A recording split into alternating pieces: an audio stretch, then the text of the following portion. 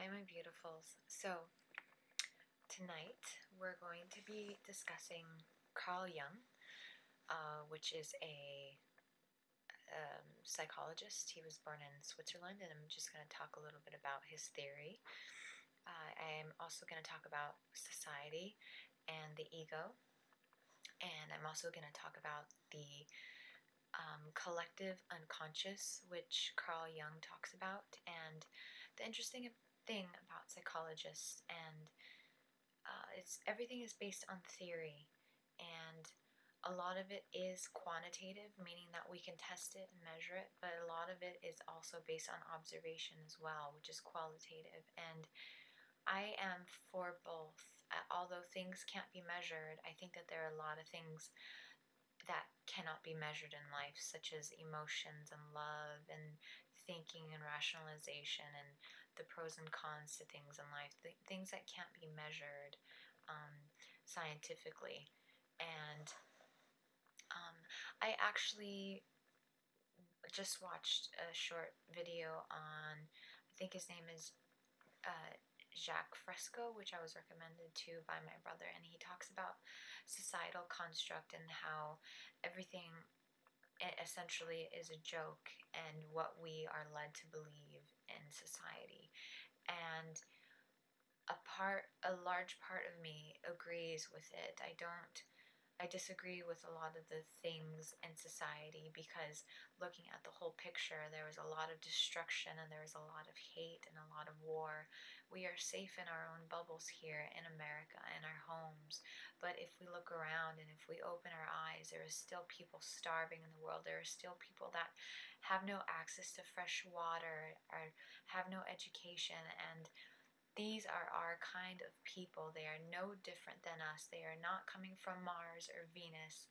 They have a heart, they have a brain, and they have just as much potential as we do. And we need to change this. So I actually want to start with Carl Jung. And his theory was a little bit, he had a lot of theories, but I'm going to grasp onto a few just for the purpose of this video. And he talks about the collective unconscious. So I drew a diaphragm. I'm gonna somehow figure out how to mesh videos together so I can not draw things all the time, even though it is very fun and creative. But, so, if you can see this, if we look here at, I have to read it too, the collective unconscious, so he basically states that there's different layers to us, and these layers are, starting from the bottom, we have the collective unconscious. I'll just define them later in a second. Collective unconscious. We have the personal unconscious, which we exhibit. The personal unconscious is basically saying that the things that we experience in our lives get repressed and forgotten. And I can correlate this to, say something happened in your childhood, maybe you're 6 or 7, and an older sibling remembered it very well, and the older sibling was telling you a story about it, and it somehow triggered into your brain, and you were like, wow, I remember that. This is what I can, kind of like that euphoric feeling of you just remember it. That's what I can consider to be the personal unconscious. And then above, we have the mighty ego that is beautiful but also can be very destructive. And I want to show mainly that this is Carl Jung's theory about the ego, that society influences it, religion influences it, family influences it, and ego is all based on me. And if we move up to the ego, we see a big part of societal influence and people that influence, and religion as a societal influence.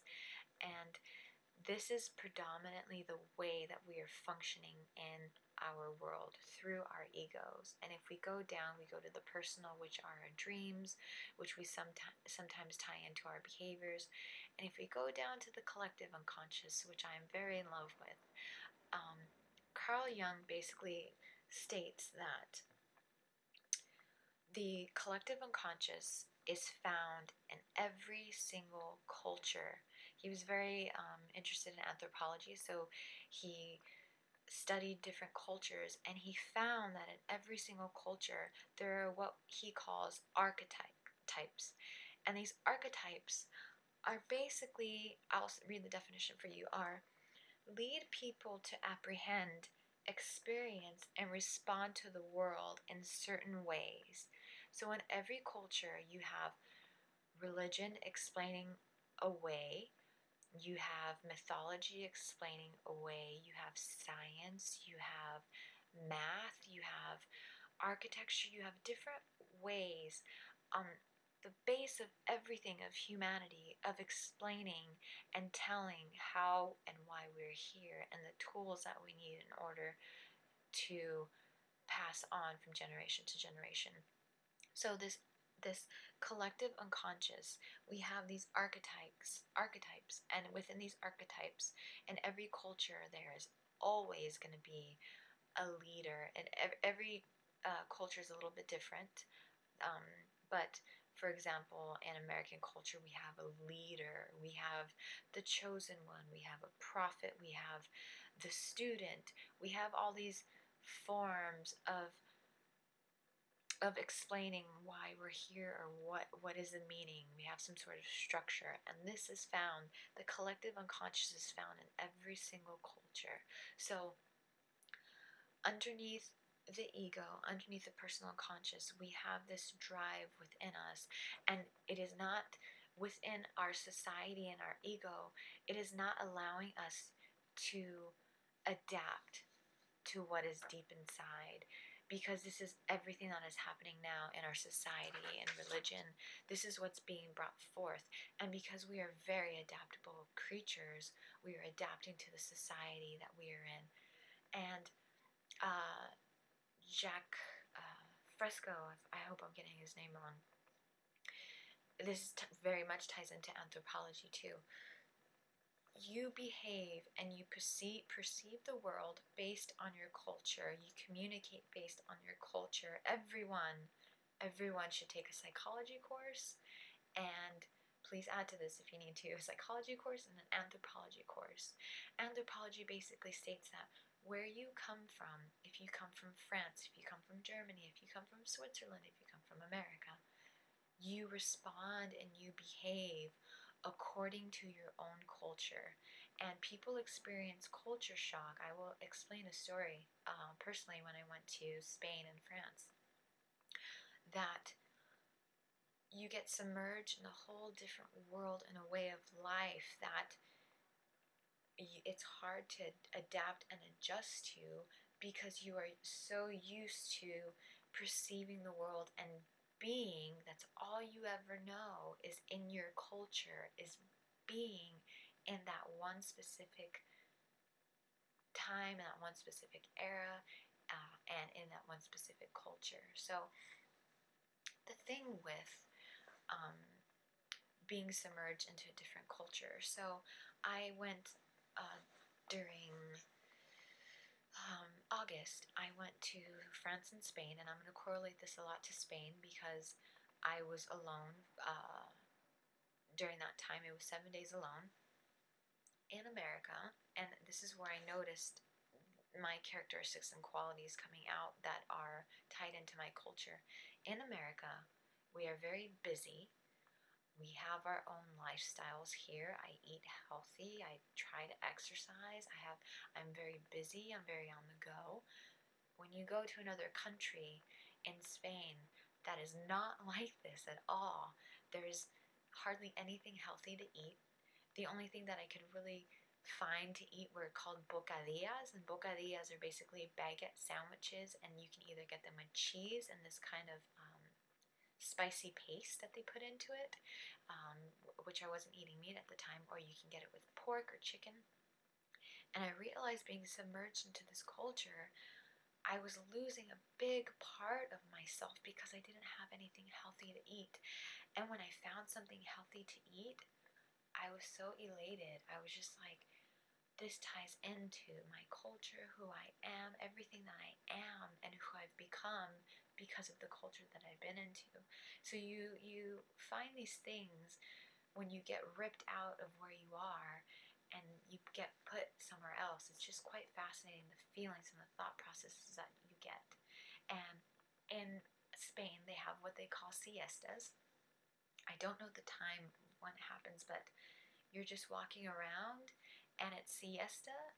Everything, all the restaurants are shut down, all the stores for the most part are shut down, and it's a time out for everyone. They go and they meet up with their friends and their family, and they have like an hour, 2 hour break, and they just catch up, and it's just they are very in the moment, and they are more being, and America is more about a doing culture. We need to go from point A to point B. We're very about being proactive. And now that we can kind of understand with that little example how cultures function very differently, and there's so much in between cultures about how we speak, and United States, you can correlate this to going to a baseball game, going to an interview, going to um, walking down on the street. You know that you can't walk out on the street without a shirt on, or go into a restaurant without a shirt on. There's all these different forms of communication in American culture that if I go to Japan, there's going to be an array of different ways of communicating, both um, within our language and physical appearance, and how we talk and shake hands, and everything. Everything is very, very dynamic.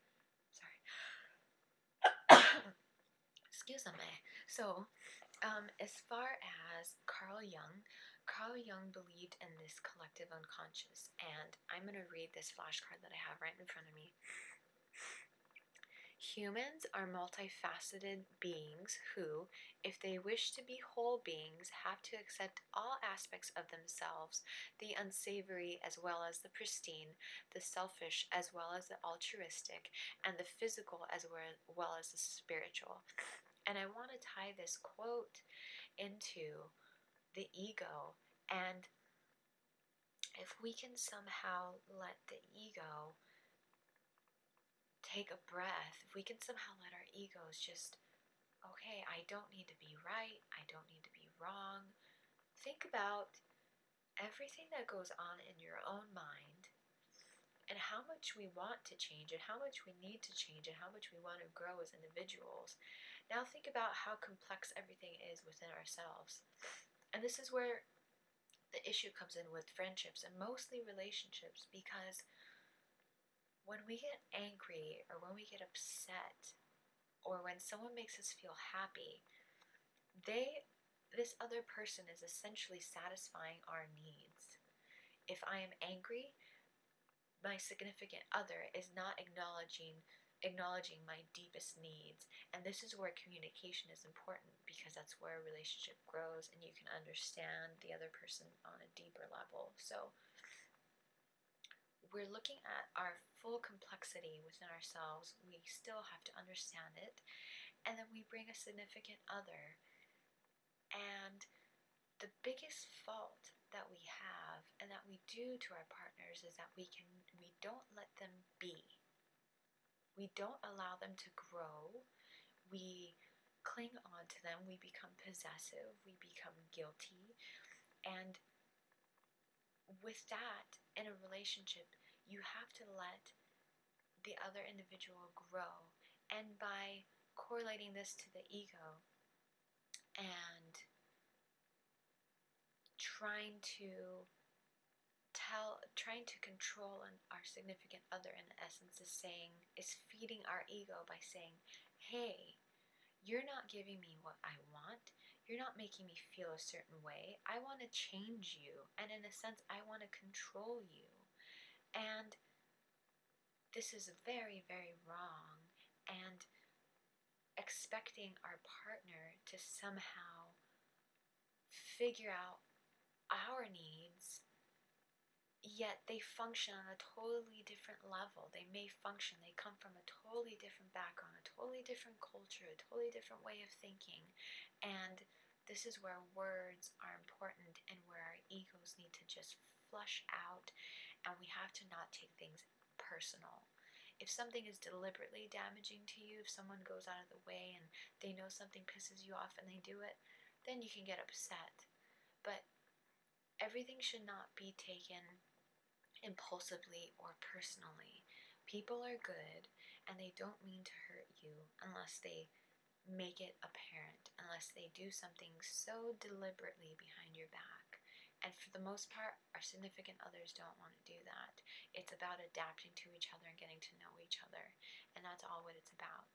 So I want to actually talk about another theory of Jung, Carl Jung, and he believed in two forms of being in ourselves. So when we are conceived, when if I become pregnant, the initial hormones in my body of who the baby is, of who the infant is female.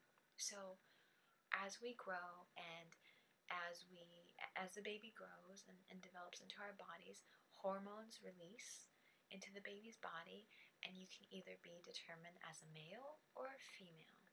Everything is based on hormones, and we come from both genes. We both come from both. We come from both environments in a sense. We are both male and we are both female in a sense because we have these genes in us. So Carl Jung basically feels that there are two forms. There's called the anema and the anemus. So let me clarify. The anema are the female form in a man, and the anemus is a man in a woman. So I am a woman, so I possess predominantly a woman. So I possess man qualities in me, and this is very true because I mean, we can correlate this to any part of our life. I feel it might be societal constructed, but as much as I want to be a nurturer, I want to be a provider as well. I feel these both in me, you know? It's not just one. I don't want to be just a nurturer. And the thing with the societal constructs is that, like, gender roles in general, like, what are gender roles? Women are supposed to cook and clean, and men are supposed to be the breadwinners, and it's just, it's so silly to me. We need to wake up and step up and realize that we are both. We have both. And we are just born into a society that says, okay, man, you are going to be the breadwinner, you are going to be the provider. What if a man's like, no, I don't want to do that? Then they're viewed as weird, or like, oh, you're staying home and taking care of the kids. We need to step away from this crap, really. And we need to just let our egos go and let ourselves grow as much as possible. This needs to happen. So I want to talk a little bit about, I have a flashcard here, the collective unconscious. And this is what I was talking about, that we all carry this with us. And the collective unconscious is a storehouse of ancestral experiences dating to the dawn of humankind and common to all humans. It belongs to the collective, not just the single person. And religion expresses this form of the collective unconscious and is found in every single culture. Religion is one form of connecting people. If we can see patterns and begin to pick apart how we are as human beings, as a religion, this is a way of making us all connected. And we find all these different ways through spirituality, through our different teachings. And this is the major message for humankind. But we get distracted in all this shit. And we get distracted in our own little bubbles and in our own families, that we need to stop thinking about just that, because it's going to influence everything as a whole. And I know this is talking about another continuation of the wake up, but I just want to elaborate that, you know, there are different theories and different ways of going about life, and a lot of people feel like, oh, a utopian world will never happen. Why not give it a shot? Like, why be so defeatist about it? Utopia, sure, may or may not happen, but what's happening now, is that right? You know, better. Let's people that are coming with the utopian mentality aren't saying that things are going to be perfect. So I just wanted to continue this, and I'm very much all for a collective mindset. And that doesn't necessarily mean socialist. That doesn't necessarily mean that um, we're all gonna be on one same page. We can help all humankind, but still have different achievements and different levels of achievements. We can make this possible, and it is all possible if we allow it. And there needs to be change, and there needs to be a shift. So that's what I want to end this with, and thank you for listening again. If you have any feedback on Carl Jung, I would love to know. I'm still learning about him. If you have any other theorists that are interesting for you, anthropologists, psychologists, or you just want to give me your input and talk about it, throw out some questions. I would love to answer them, okay? And thank you so much for your time. I hope you're enjoying these videos because I love making them, okay? Bye, loves.